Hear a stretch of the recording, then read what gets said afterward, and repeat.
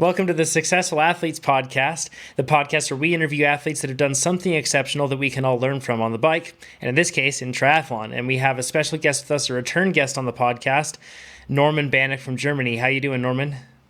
I'm fine. How are you? Doing well. Last time we spoke, we were in Kona, and we were 3 days before the big day at IRONMAN World Championships in Kona, Hawaii in 2019. And you had a particularly good race. You did not quite meet your goal, but it was a super ambitious goal just the same, but you got really close to it. So we want to break that down in this episode here. So before we get any further, you can go to the TrainerRoad forum. Just search for that, trainerroad.com/forum, and then look for this episode. This will be the episode 3 of the Successful Athletes Podcast with Norman Banick. And Banick is Banick. So you can find this and see any links or anything else that we talk about. So, Norman, can you give us which, by the way, if you want to hear all about the lead up, Norman's training and everything else, you can hear all the details on that on the previous episode that we did. If you search for that, you'll be able to find that in our podcast archives for the Ask a Cycling Coach podcast. But really quickly, what training plans did you follow leading up to it? And then we'll probably get into what your goal was. So first things first, plans. I used part of the mid-volume triathlon long-distance plan from TrainerRoad, but to be quite honest, I heavily customized it to my needs. So I changed a bit on some workouts, but in general, it was mostly, for example, there's one workout in the schedule, and I changed it for something that's very similar, but it still gets the same objectives. That's probably what I did. That's a good point, because the plans are there to be adjusted and to make the small adjustments, especially as you learn how your body can adjust to training or how it responds to certain types of training. So that's the best way to do it. So you use the mid-volume full distance plan and followed that. You added on some longer rides, some weekend rides and stuff every once in a while, added on some runs, tweak things for yourself. We followed that. And then what was your goal at Kona? The goal was to go top 100, and to achieve that, I figured I would have to do sub 9. I think I mentioned it already in the last episode that especially in Kona, there's so much variables.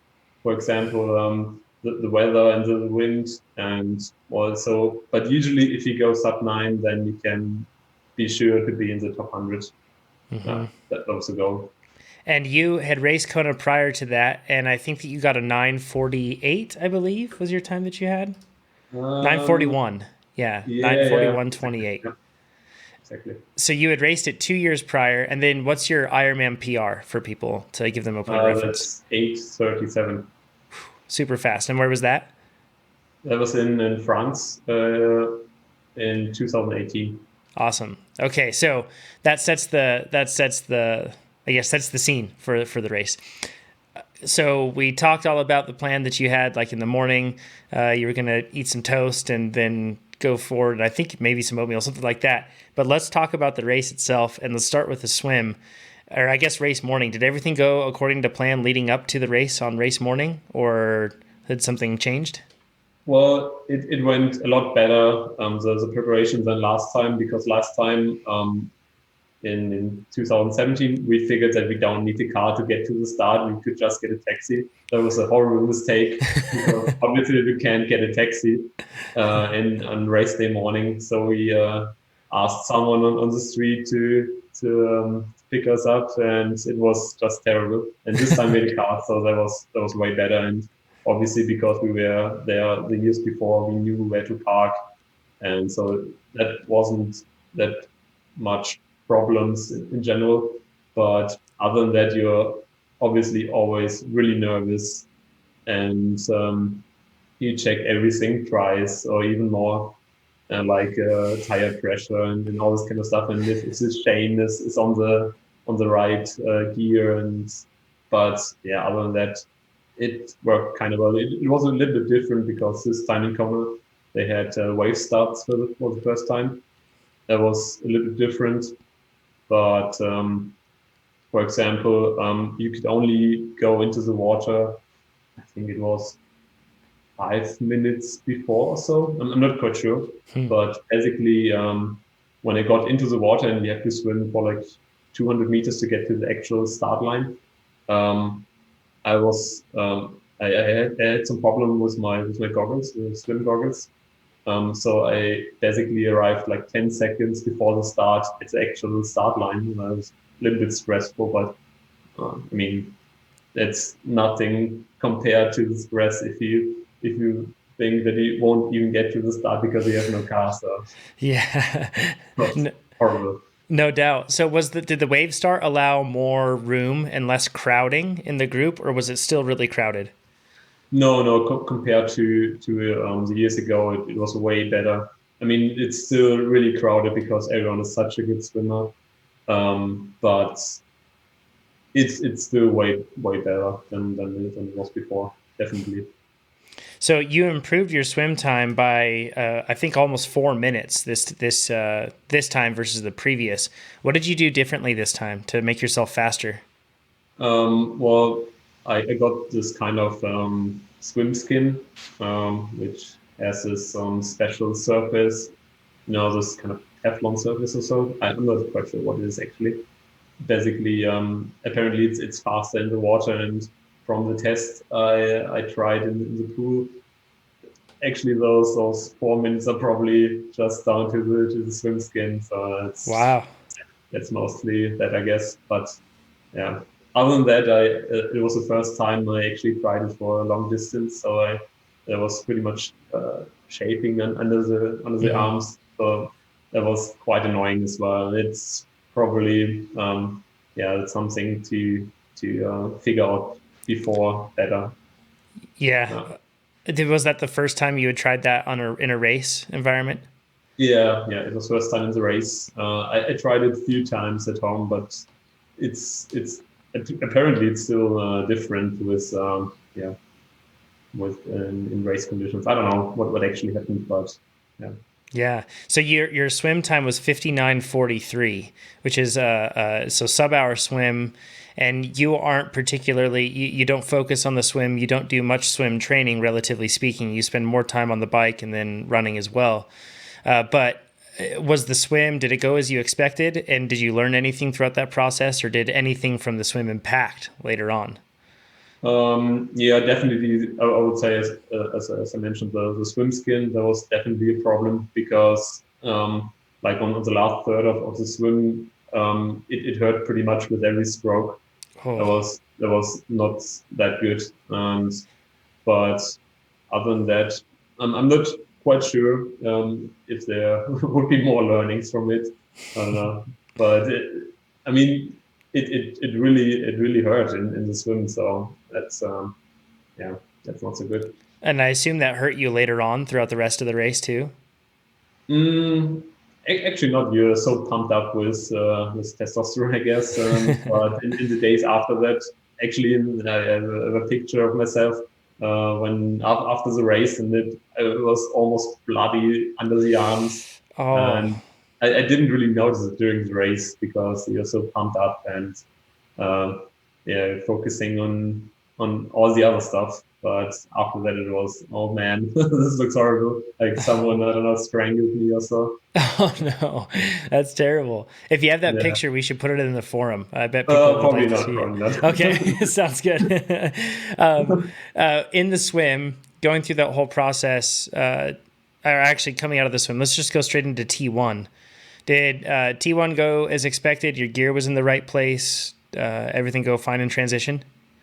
Yeah, that one pretty smooth. I had my bike was parked right after. You remember this huge bottle in the? It Yeah. was like 1 meter besides it, so that was pretty easy to find. You don't have to go those endless rows. You just focus the I don't know 50-meter bottle or so, and there you go. That was pretty easy.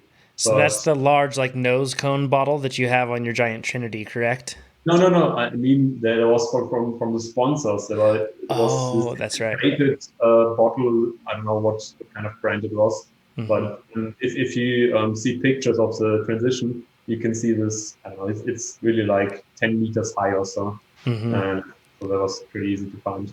Nice. Awesome. Actually, going back to the swim, one thing I forgot. Did you try to swim with a group? Did you try to swim with just alone? How did you manage your pacing?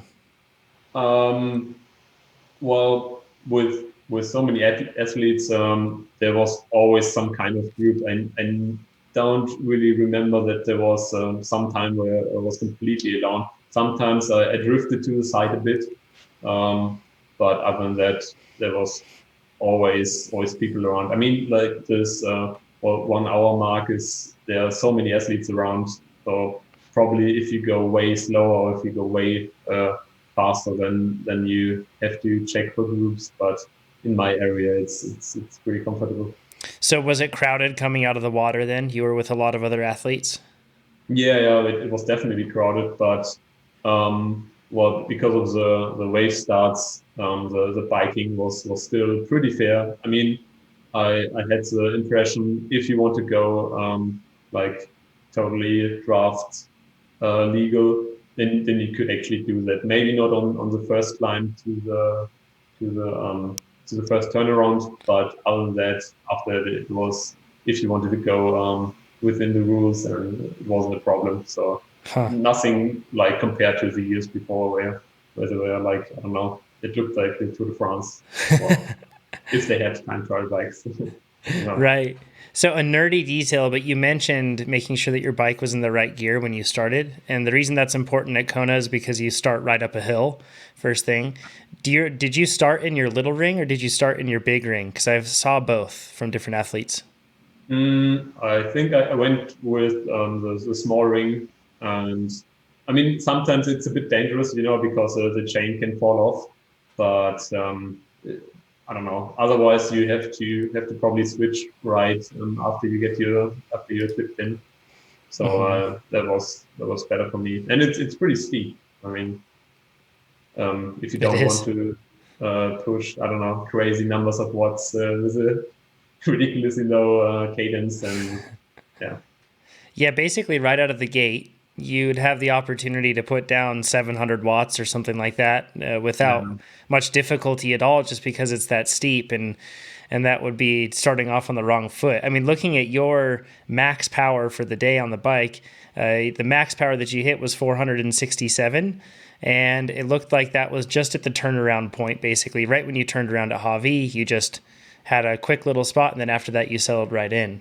So it shows that, that's granted, when you look at the actual numbers, though, outside of the max, normalized power of 235 and an average power of 226.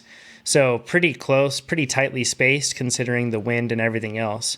Overall, we'll get into the details on the bike now, but overall, how did the bike go according to your plan? I know that you had mentioned that you had averaged somewhere around like 240 watts or maybe normalized power of 240 at Vici, but Kona's a different beast.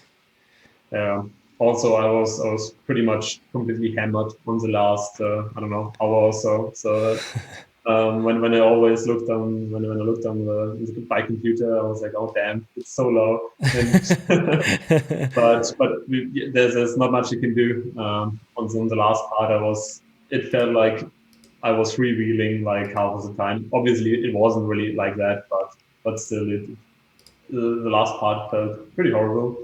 Um, but other than that, yeah, I had a lot more fun because the bike wasn't so crowded, Mm. and well, you could go fast as I mentioned. So that was pretty cool. Hmm. Yeah. Yeah, so your time this year was 4:49:16, and then the previous time you rode at Kona it was 4:55:36. So Mhm. you cut time out of that as well. I'm not sure what your power was the previous year, but this year it looks like you kept it pretty steady. And interestingly, if you look at actually like the max speed that you had, which is actually pretty darn high. So in terms of miles per hour, it's 48.3 miles an hour. So that's somewhere around 75-ish, 70, like Yeah. 77 maybe kilometers an hour. So that's pretty fast. And interestingly, the spot that it actually came in was when you were dropping into Kauai High. It's kind of like that junction where you start the climb to Hawi. Was it really windy in that section or was it just the downhill? because man, you really that's really fast, 50 miles an hour. Um, as far as I remember, it was pretty hilly. It was pretty windy before that, but going downhill, it was kind of okay, and I didn't have to brake because of other competitors.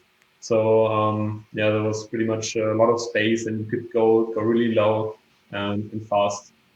But like few meters before that, before you go around that left corner, it was super windy, and I was like almost like at this angle on my bike, and sometimes you feel like, well, I can't even pedal right now, because and I will go right into the dust on the right.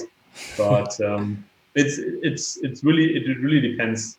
Um, on the current wind situation, then you can change from minute to minute. So, but yeah, at that spot, it was pretty okay.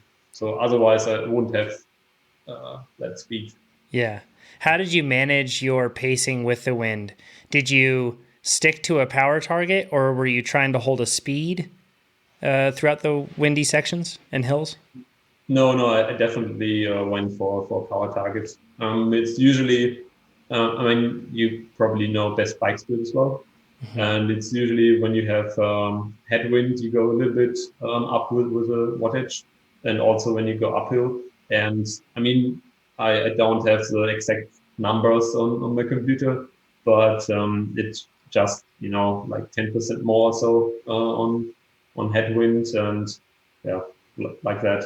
But other than that, as I said, if it's really dangerous with side winds, and then you can't do it anyway. So you have to go as it goes. For those that are curious about your equipment, you can go back and listen once again to the previous episode we recorded with Norman prior to Kona, because we went in depth into that. But you were on a size medium giant Trinity Advanced, and you had some fairly deep section wheels. How deep were they? 60 millimeters in the front and 90 on the rear wheel. Yep. And then you were also running a specialized TT aero helmet, and you were running the specialized road shoes, the ones with the boa dials. And you had a skin suit from a German company, I believe. Which Yeah, company was that? it's called PA suits. PA suits. Okay, cool. What gearing were you running on the chainring and then also in the back? Um, it's 52-39 and 11-26 on the back. Yeah. Perfect. And then what? How did you put your Garmin on your bike? Because it can be, were you just using a watch, or did you have a bike computer? No, no, I have a bike computer, and it's right between the arms, uh, right, well, behind my hands basically. So they're shielded from the wind, and also I don't have to look down, so I can see the numbers. So it's always right in my field of vision. No.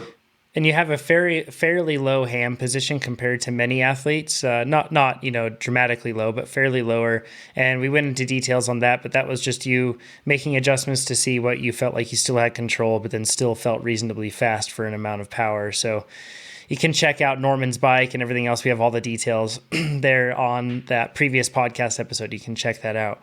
So your nutrition plan as well, I think that you had that large nose cone bottle, like hydration section in the front, and that was full of a proprietary mix that you had made up, just your own mix.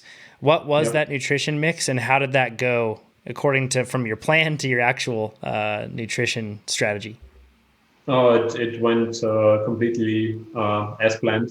It's some kind of juice, then maltodextrin, and well, some lemon juice as well, some bit of salt, and that's it, I guess.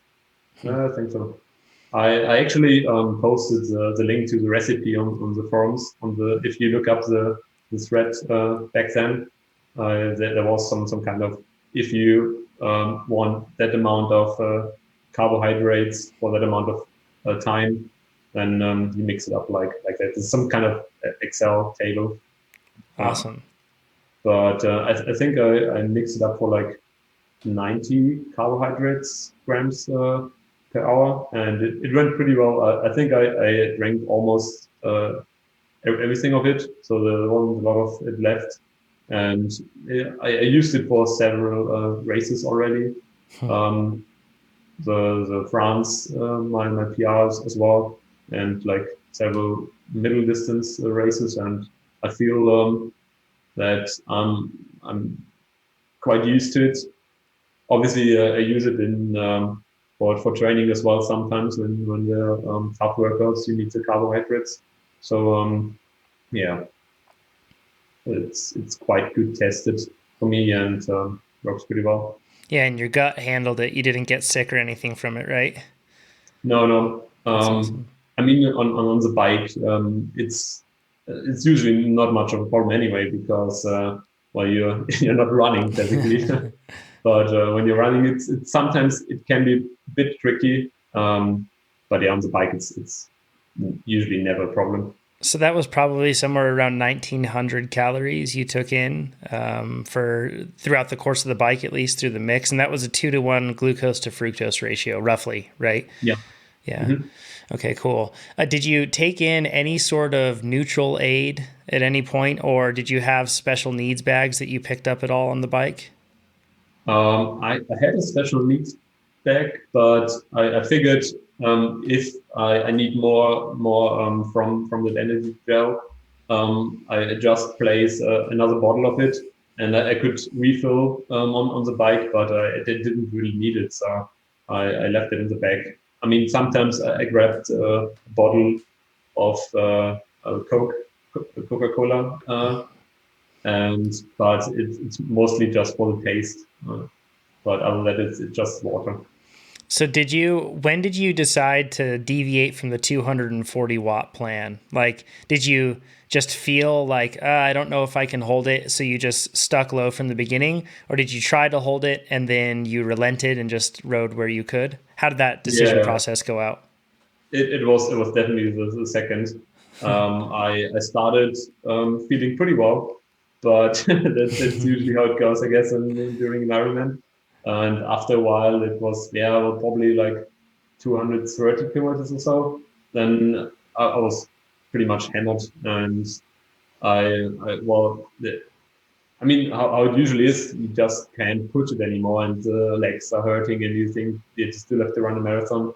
And especially in Kona, it's super hot and windy, and yeah, so at some point I just figured that I can't push it anymore. So yeah, Yeah. that's usually how it goes. And then at that point, were you riding on feel, or did you kind of go, okay, well, it feels like I can push 220, 230, so I'll just try to stick to that number? Or did you just purely go off of feel?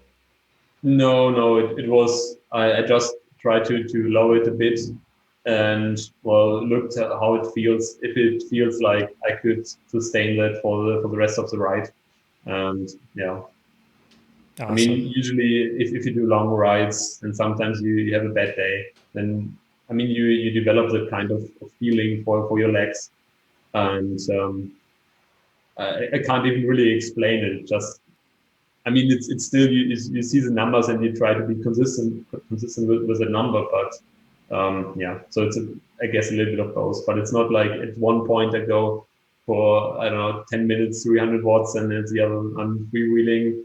It's just stay in the middle. You did a good job of sticking to your goal too throughout the climb to Hawi, which is like an easy spot, another easy spot to work yourself a little too hard, and then it's really tough coming back. Throughout that section there, you just stuck basically like right on target. It was one of the most consistent points of where you were climbing and sticking to. And you drifted up a bit, but that's natural on the climb. Like you said, with climbs and wind, you'd let yourself drift up around 10%. So you drifted up a bit there, but you didn't go too far. Coming back down on that hill that's where a lot of people talk about the crazy winds. And sometimes the wind shifts and changes things, and we didn't know how that would work with a waved start. But how was the wind coming down from Hawi, and did you do anything to be more successful in it? Before the race, my training mate and I we were I think we did it 2 times before because as you said it can be quite dangerous actually. And if you watch Lionel Sanders, like I don't know, a few years ago, and he almost did a full stop. At least it seems so. The others were like totally full speed, and you can actually lose a lot of time in the descent. So we did it a few times, and in the days before, I felt, at least for me, it felt kind of unsafe to go on the extensions. So I usually try to hold the brakes and go really low as well, with my head on the extensions more or less. But you can still have a little bit more stability because you have your arms on the outside and you can still brake. But on the day of the race, or right at the moment when I went downhill there, there wasn't a lot of wind, and I remember I could even pass quite some other athletes. Before I wasn't really sure what I should do, but during the race it felt kind of safe and not a lot of winds, but you have sometimes where you, I don't know, you don't feel that you can go actually safe down there. But Yeah. that was good times this time. Awesome. Coming back on the bike, was there was there a particularly difficult section? I remember it being extremely hot and windy. I was out on course in that section, kind of out toward the airport, and it was impressively hot and windy, and a lot of riders looked like that headwind in their face was hurting. Was there anything that surprised you toward the end, or was particularly difficult? Uh, I wouldn't say it surprised me. It was just I was so tired at the end of the race, and I felt kind of miserable. So that was pretty tough. And also you go like straight ahead for a lot of time, and there are not that many people around where you can maybe try to stick with them. So it's mostly riding alone, and it can be tough after 5 hours of racing when you're totally alone. And yeah, I mean, but it's mostly mental, I think, for me at least, that you have to keep the focus and this kind of stuff. Yeah, that can be tough sometimes. Yeah, no doubt. So looking back at your race, 18% of your time was spent between zone one and then coasting time, which you had 5 minutes and 21 seconds of coast time through on the bike. And I assume that that was like, on downhills and particularly like in those sections, I would assume. Yeah. Yeah. And then you had 77% of your time was in between zone two and zone three. So that makes sense, with the majority of that being in zone two. So 2 hours and 39 minutes down there in zone two within that. And then you only had 5% of your time was sweet spot and above. So that's a small section. So you had just under 9 minutes at sweet spot, and then just over 4 minutes at around threshold throughout the whole course. And that's not meaning that you rode at 4 minutes at threshold for a short period of time. It's just all the little times where you drift into that zone is just added up in a cumulative way. So that's very impressive pacing over that whole, that whole bike split. And it's pretty darn long. I mean, 4:49:16. Was it tough to stay in aero position the whole time? And did you do anything to make that easier? I mean, you don't stay in it the whole time. In that race, as it has a lot of uphills, so you can actually go on the base bar quite regularly, I would say. There are definitely other races where you should be really nailed in the position, so it's not that tough. I mean, in the end, on the last few kilometers, it gets tougher, obviously, but in general, if it could be worse, definitely. It could be worse. If there would be like a pan flat course, then definitely would have been different. I mean, if you go out of the position like every, I don't know, 15 minutes or so for like, I don't know, a few seconds, then it's quite a relief, at least for me, and that makes it a lot easier. But as you uh, as you know, if you stay in the position as much as possible, it's definitely faster. Yeah. And yeah. So at this point, coming off of the bike, coming into T2, you were feeling really rough. You said it was really hard. Mm. did you think that you were going to hit your goal, or were you readjusting? What was your approach? Um, I felt that the goal is still in sight because when I think at kilometer set, well, 9 or so, there's a turnaround on the run. And I could see, well, I know some of the really fast guys, and I could see some of them like being, I don't know, kilometer in front of me. And so it was, I really felt, well, this is definitely possible. And even though I feel not so great anymore, I can still do it. Um, yeah, that was probably my thoughts right What at the beginning of the run. what was your goal pace for the run, and was that going to vary, or did you have like a set pace you're going to try to hold, or did you plan to adjust for hills and everything else? Yeah, I would definitely adjust for hills. But the plan was like a 3:10 marathon or so. Mm-hmm. That's like 4:25 or so per kilometer. I'm Yep. not sure what's that in miles. I don't know. Yeah, so that's if you're around 4:25, that's probably somewhere around like probably around a 7 minute pace, 7 minute Yeah. mile pace. I think I may be totally wrong. If so, let me know in the comments below. Yeah. But yeah, I think it's somewhere around 7 minute pace, which is, I mean, honestly, I say this every time at Kona, but it's hard to even watch. Like just standing on the side of the course, it's so hot. So 7 minute pace is really fast. How much did you change that going uphill, for example? It really depends on the hills. On the first part, there are some really steep hills, like at kilometer 3 or so, and then I try to well, similar to the bike, I try to go a bit up with my heart rate and the effort, but not too much. Hmm. Yeah, that's probably it. But that's actually completely by feel. I watch um, the the times on my watch, obviously, but I don't really pay that much attention to it. It's mostly by feel. with your with your nutrition strategy on the bike, everything being in that nose cone bottle, what did you plan to drink on the run? The same stuff, or did you plan to eat anything or take neutral bottles? What was your nutrition plan? It was the same stuff, but with less carbohydrates. It was around 50 to 60. And I had it in small bottles that I could put into the back of my suit. And I had a second one at the special needs. So I don't have to bring everything with me right on the start. Yeah, that was the plan. And And it went pretty well as well.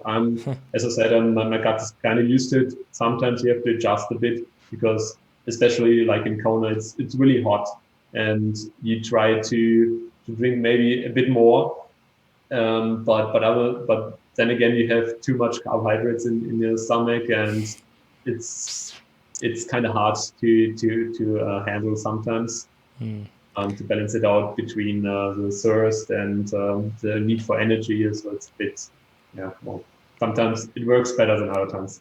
did you feel that you were running out of, because you had to reduce your intake level? Did you feel that you were running out of energy toward the end of the run, or Yeah. did you feel like you maintained that? No, it definitely ran out of energy. I'm not sure if I could just take in more and still hold the speed, but I definitely ran out of energy at like kilometer 30 or so. I had lots of parts where I had to walk because I was yeah, well, completely out of energy. It wasn't, well, it was partly a problem with heat management, but mostly energy, I think. How did you manage the heat on the course? Or I guess fight against the heat, because it's tough to manage it when it's so hot. What works for me is that they have those kind of ice cubes at every aid station. I try to put them in my sleeves and back in the suit and all this kind of stuff. And I usually try to take, I don't know, like 30 seconds, stay at the aid station and get everything I can. because it's so hot, and always get some kind of water you can throw over your head, and put ice cubes in the head and this kind of stuff. Yeah. How many aid station stops did you make throughout the run? Every, I guess. Every one of them. Yeah. Smart. When you're looking at your pace, are you including the stoppage time that you have in those aid stations, or just your running time? Do you know? No, no, I didn't stop the time when I was walking. Yeah. Awesome. Cool. With So time. might as well, right? They don't stop the race for you. Yeah. So you are running in the Vaporfly 4%, I believe, the kind of like salmon red colored shoes that they have. Yeah. Were you happy with your equipment choice, everything from hat to everything through, or would you have made any changes in terms of what you were wearing during the run? No, it went pretty good on the run. I really like the shoes. I thought about getting the next percentage, which is apparently even faster. But I don't know. I didn't go for it, and when I raced the other shoes before, I felt really good with it. So it wasn't. I don't know. I didn't want to change shoes last minute before the race. But other than that, the suit, well, it was, as I mentioned, it was shaping under the arms a bit. But yeah, I don't know. It didn't happen in other races, so I'm not quite sure on what it actually depends. If it's maybe the salt, or I don't know, from the heat. Not quite sure. But yeah, happens, I guess. What was the hardest part of the run for you? Was it early on a Leahy drive where it's nice and humid, or was it later on into the energy lab or on the highway? Yeah, it was in the energy lab. It's kind of funny because when I raced the first time, I didn't really feel that it was that tough. I mean, you see all those stories about how the energy lab destroys everyone. And when I ran it first time in 2017, I felt like, well, this is tough, but those first few kilometers along the shore felt even tougher for me because it was so humid. But this time it was completely the other way around. I was going down the energy lab. It was kind of okay, I guess. But going up again, I was completely destroyed. I had to walk several meters, and but it was mostly due to energy, I think. Yeah. Yeah, that section looks terrible. With your run pace, just to give people an idea. So the previous time you did Kona, you did 3:34:53. So that's about an 8-minute 12 mile pace if you're looking at like miles per or minutes per mile. And then I guess I'm gonna reference a chart I have here. That's like what, somewhere around like 5.5 probably, or five. Yeah, somewhere around 5.5 minutes per kilometer, somewhere around there. Probably. And so that's what you averaged the last time. Now this time you did a 3:15:09. That was your run time, and you did a 7:27 mile split on that. So that's getting a whole lot closer to. That's looking at like around 4.5, 4.5, somewhere around there. So serious reduction in time. Why were you faster this time? What did you do differently? Well, I think mostly because I'm a way better runner now compared to 2 years ago. Even my solo times in running increased quite a lot, and I mean that's at least I think that's the biggest contributor to that. That I was way faster back then, way slower in my solo times, but also that I know the race now, and I knew probably how to adjust with the heat a little bit better, and yeah, that definitely gained some minutes probably as well. So it's probably those two things that contribute to most heat management and well being a better runner in general. Was there anything in particular that you became better at? Did you focus on technique? Was it just more time training and as a result getting better? equipment? Well, maybe the shoes, but I'm not quite sure about that. But also just training more consistent and well, partly more miles as well. Yeah, but we're not really focusing so much on techniques, to be honest. But yeah, just running consistently. Also really tough workouts, like not going for slow walks all the time, but also like serious intervals and this kind of stuff. That yeah, Yeah. made me a better runner, definitely. It takes time to build. Takes years to do that. So your time was a 9:11:09, which is super impressive compared to your previous time, 9:41:28. Even more impressive. And you got so close to doing your sub 9 goal, which is got to be have been pretty tough. But at the same time, I'm sure you were satisfied. At least now you can look back and be satisfied. What was your overall feeling with your race? Were you satisfied? Um, well, partly I would say.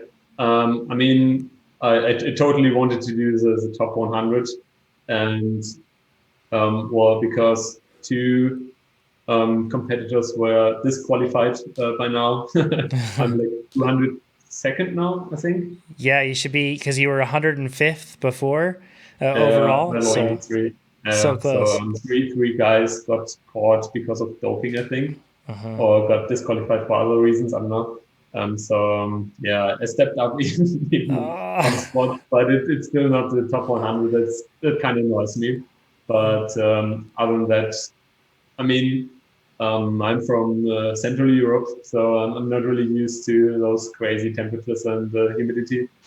I'm not sure if I can be a lot better. I mean, I felt like if I would have done it at well temperatures I'm used to, I could be way faster. But I mean, it's in Kona, so yeah.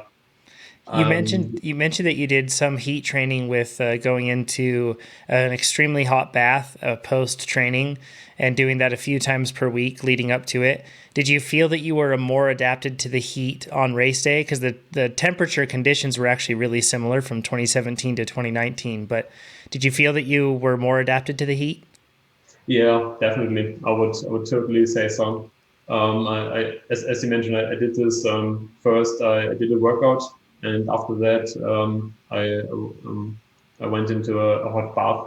And at least from what I remembered in the years before, I felt that it was way tougher on me the temperature and humidity. I mean, it's still tough, obviously, but it felt way more manageable. Now, I would totally suggest that to others if they don't have the possibility to go into like a proper heat chamber also. Yeah, that Awesome. worked quite out for me. Not many athletes have had the chance to finish and have been able to work so hard and done everything that you did to finish so well at Kona for two times like that, especially on this last one, getting very close to cracking the top 100. What did you learn in the process of going back for your second one that you would share with somebody else that wants to go race Kona? If you were to give them advice that, really key things for that race in particular, what should they do? You mean if they already qualified? Sure, let's assume they qualified. Yeah. Okay, well, probably number one spot. But it also depends if you want to go for the top or if you want to, well, basically survive.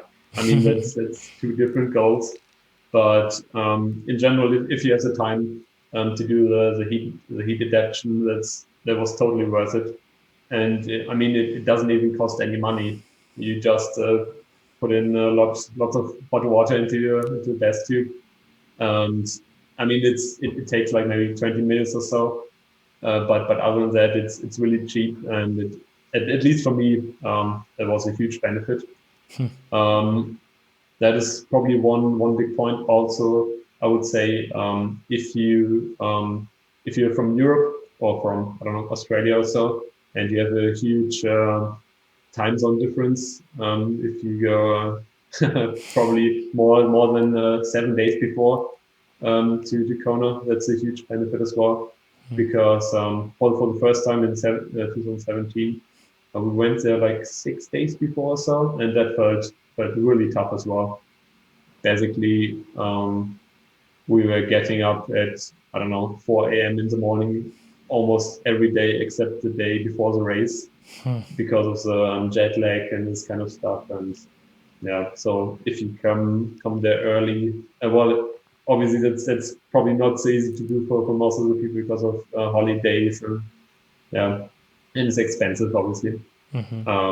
But those are really useful. Getting used to the the heat, Yeah, no doubt. probably. Yeah.